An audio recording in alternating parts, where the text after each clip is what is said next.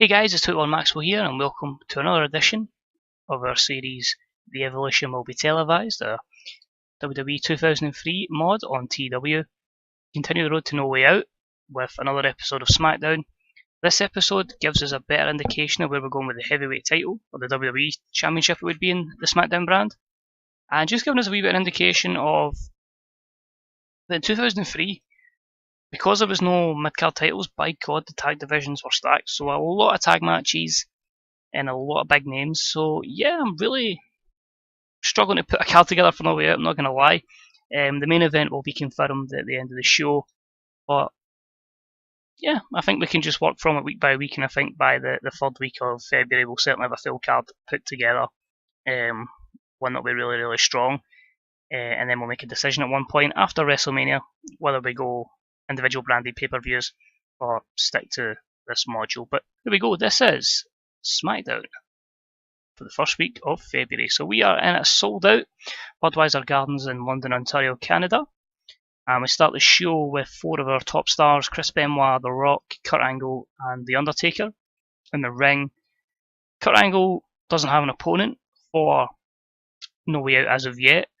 Undertaker could be a potential opponent for WrestleMania. He is the Royal Rumble winner, so he's obviously noising up Kurt Angle. But The Rock, he's like, hey, where's The Rock's opportunity?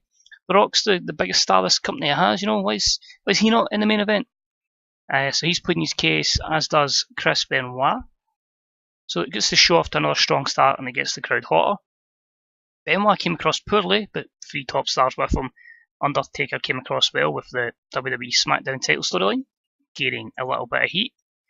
Reason this is short, straight in it, Stephanie announces the main event tonight. It's going to be a match between the People's Champion, The Rock, against Chris Benoit. The winner will face Kurt Angle in No Way Out.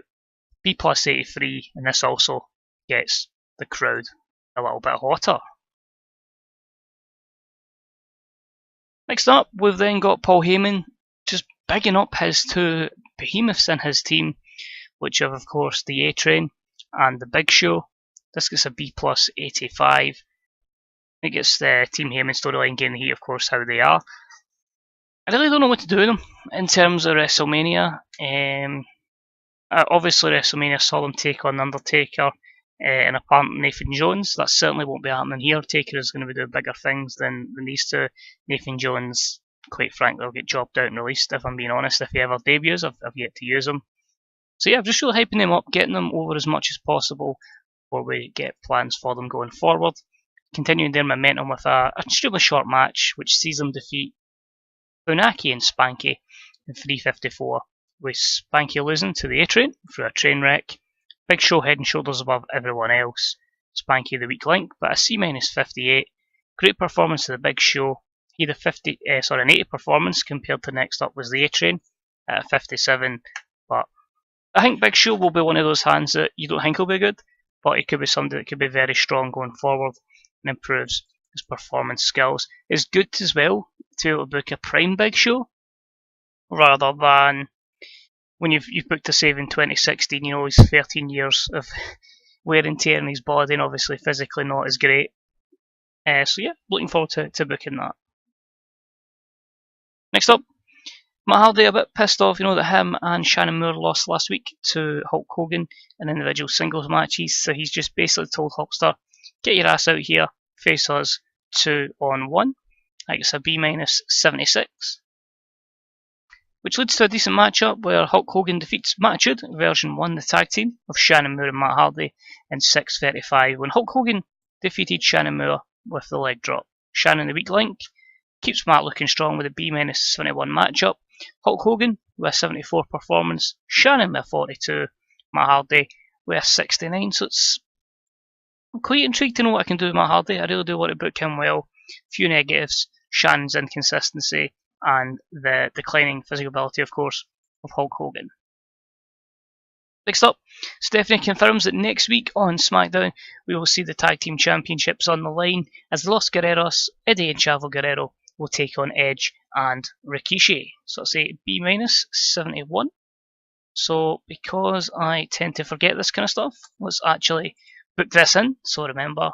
So looking forward to this. I just couldn't fit these guys on the show today, so Good opportunity for them, so it's Los Guerreros, and there we go. Where is Edge? That's Heels, Edge, and Rikishi.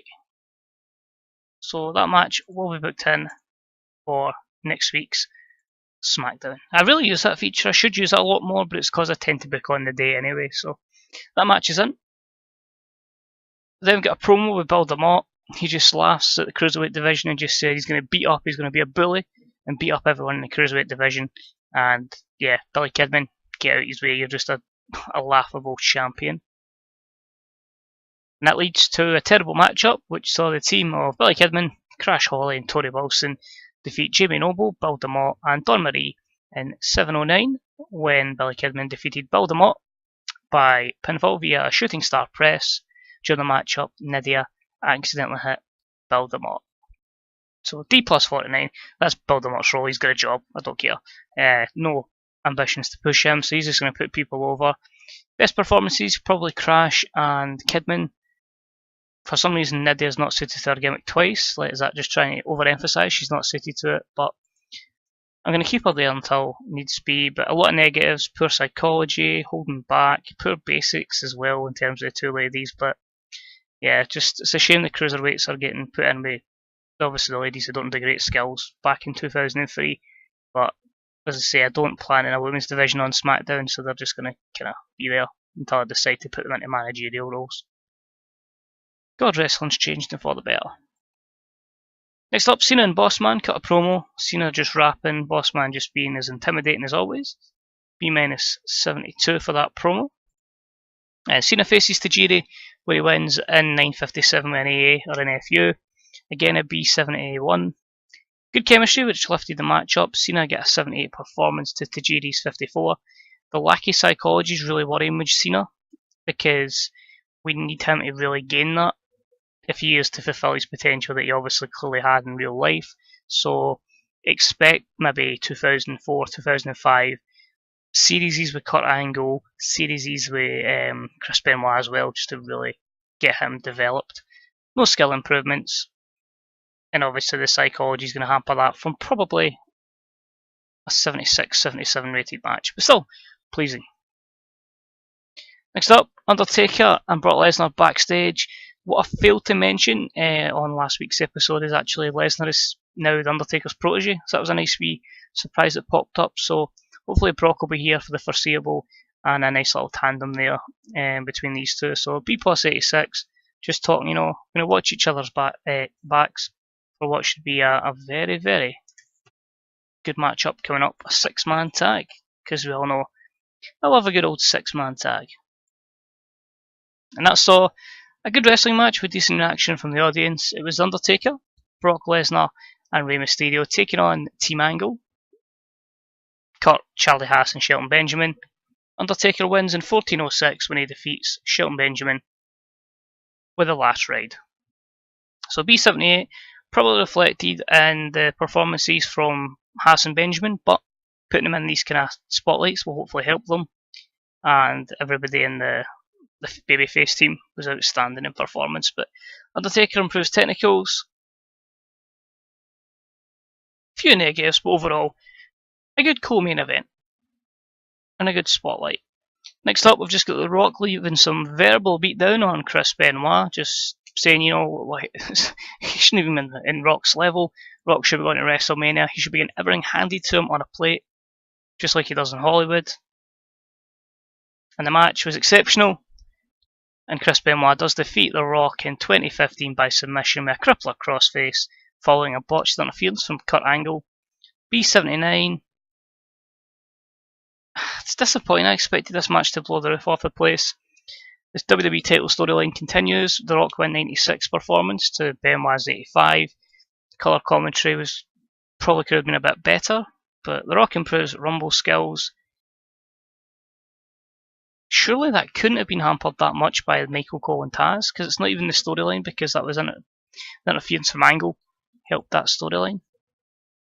But nonetheless, Kurt Angle tries to beat down Chris Benoit after the match, but then ends up getting suffered in the crippler crossface, where he taps to end the show. So B plus 87, WWE storyline continues, And we have our main event for No Way Out, which is of course WWE Championship on the line. Chris Benoit versus the champ Kurt Angle.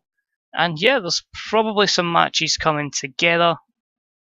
I'd imagine we'll probably get something between Hulk and Matt Hardy. We'll get something in the cruiserweights. It's just really filtering where we can get Taker, Lesnar, etc. etc. But overall, another good show. Increases our popularity in 20 regions and a B+ 83. The thing I'll say as well is, well, it might be a bit lopsided to heels and baby faces. There is some free agent WCW guys that could still come in and come to the Smackdown brand. Haven't decided who, but there is a few names I've been thinking about. And as I say, as much as it is a 2003 mob, and we are trying to stay away from, bringing in CM Punk as early, Bryan Danielson, etc.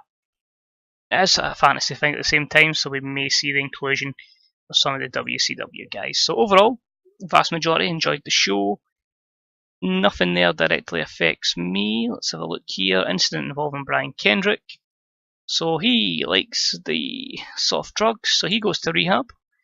That's brilliant. Unhappy his action, but the main thing is then he can come back as Brian Kendrick and we can push him in the cruiserweight division.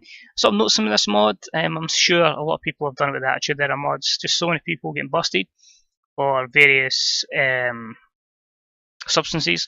But it's good. It means people leave and then it gives us an opportunity to bring in other guys and really makes it challenging, which in comparison to my WWE save in 2020 where I know everybody's over, everybody's clean, it's pretty simple, so this could ruin plans in an instance. Like Benoit, if it allowed me to, would have went straight to rehab, but that's not the case, so somehow we're pushing them. Figure that out. But 23,000 in drug testing, so expensive. Hulk Hogan was like Kidman. He's got a history, and I don't really trust Hulk Hogan in comparison to Billy Kidman. So yeah, things looking good. Good profit last month. We'll just continue to build that up and up and up. And yeah, I hope you guys enjoyed the episode. Any comments, please leave them in the comments section regarding how you feel the series is going, people you'd like to see coming in, how you would book WrestleMania 19 again if you could book it. And yeah, as always, any like, shares, retweets, etc. always deeply appreciated. You can follow me on Twitter at 21Maxwell. If you haven't already, hit that subscribe button. There'll be a button to help you subscribe if need be, and there'll be a little link to previous episodes in the series. And of course, check out the WWE stuff from 2020 as we're about to hit 2021 in that series, and of course the TNA save where we're playing in 2006. So a lot of TNA, a lot of TW content even. Hope you guys enjoy it. Cheers for watching. See you soon. Bye bye.